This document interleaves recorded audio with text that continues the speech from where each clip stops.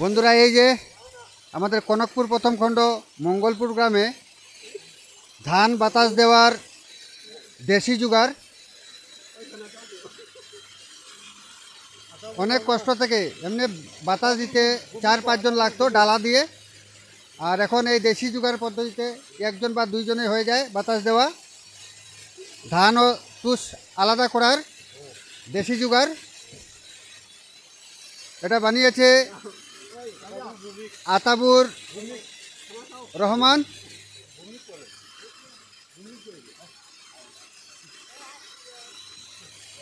এই দেশি জুগারের জন্য সবাই বন্ধুরা লাইক দিয়ে আতাবুরকে উৎসাহিত করুন।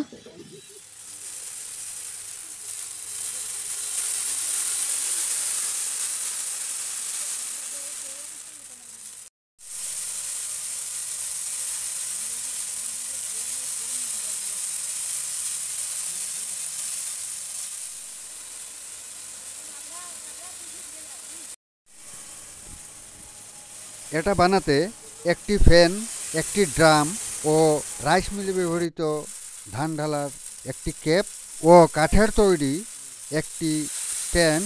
আতাবুর রহমানকে জিজ্ঞেস করে নি এটা বানাতে কত খরচ হয়েছে। এমনি কত খরচ হয়েছে? 5,000। আচ্ছা, তবুও তো ঠিক আছে। অনেক এমনি ডালা দিয়ে বাতাস দিতে বহুত মানে কষ্ট, অনেক কষ্ট, মানে ডালা দিয়ে বাতাস দিতে, আর মানুষও বেশি লাগে 5-6 জন, আর এটা একজন বা দুজন হইলে হয়ে যায়। এটাই তো আমি দেখা তো বহুত খুশি হয়েছি। ডালা দিয়া মারার থেকে আমি দেখছি যে তাই নিজের হাতে জিনিসটা তৈরি করছে দুইজনে। হ্যাঁ, হয় হয়, এর লিগে আমি ধন্যবাদ জানাই আতাবুরকে, ধন্যবাদ জানাই আমি। আমার নাম সুব্রত আচার্য। আমি দেখিয়া বহুত খুশি, সুন্দর জিনিসটা বানাইছে। আপনারা দেখেন সুব্রত অনু ধান ডালছে।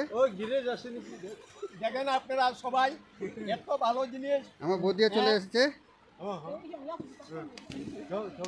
বন্ধুরা, এই দেশি জুগারটি বেশি বেশি শেয়ার করে আরও অন্যান্য কৃষক ভাইদের সম্মুখে পৌঁছে দিন, যাতে কৃষক ভাইদের পরিশ্রম অল্প কম হয় সেজন্য, এবং লাইক কমেন্ট করে উনার উৎসাহ বাড়িয়ে দিন।